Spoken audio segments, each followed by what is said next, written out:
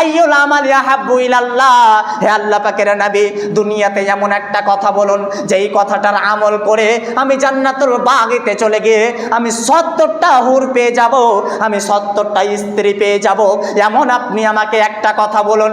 নবী সঙ্গে সঙ্গে বললেন, আফজালুজ যিকর, যারা আল্লাহকে সত্য বলে, আল্লাহর পথে ঈমান নিয়ে আসার পরে, রাসূলকে বিশ্বাস করার পরে, আল্লাহর কোরআনকে বিশ্বাস করার পরে, আইয়ুবের ঘটনাকে বিশ্বাস করার পরে, আফজালুজ যিকর, যারা আল্লাহর পথে জিকির করবে, আল্লাহর জিকিরগুলোকে স্মরণ করবে, এরাই হবে পৃথিবীতে সবথেকে উত্তম ব্যক্তি। ও মুসলমান, বুখারীর ভিতরে একখানা হাদিস বর্ণনা হয়েছে, নবীকে আবার জিজ্ঞাসা করা হয়েছিল, জিজ্ঞাসা করেছিল কে? না তো আবদাল মিনহা, এই নাম বলে একজন ব্যক্তি ছিল, গরিব দরিদ্র ব্যক্তি। তিনি জিজ্ঞাসা করেছিলেন, আইয়ুল আমালি আহাব্বু ইলাল্লাহ, হে আল্লাহ পাকের নবী, আপনি আমাকে এমন একটা আমল শিখিয়ে দেন যেই আমলটা করে আমি জান্নাতে চলে যেতে পারবো। নবী আমার শিখিয়েছিলেন কি?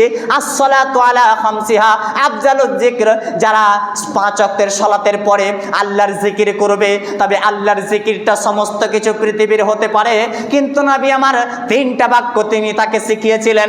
1 নম্বরে শিখিয়েছিলেন সুবহানাল্লাহ, এই বাক্যটা 33 বার যেই বলবে, আলহামদুলিল্লাহ এই বাক্যটা যে 33 বার বলবে, আল্লাহু আকবার এই বাক্যটা যে 34 বার বলবে, 15 দিনের মধ্যে সেই ব্যক্তি এই 3টাকে মিলিয়ে 100 বার পর্যন্ত যেই বলবে, জমিন থেকে নিয়ে আসমান পর্যন্ত এমন কোনো জায়গা ফাঁক থাকবে না যে আল্লাহ তাকে নেকি দিবে না।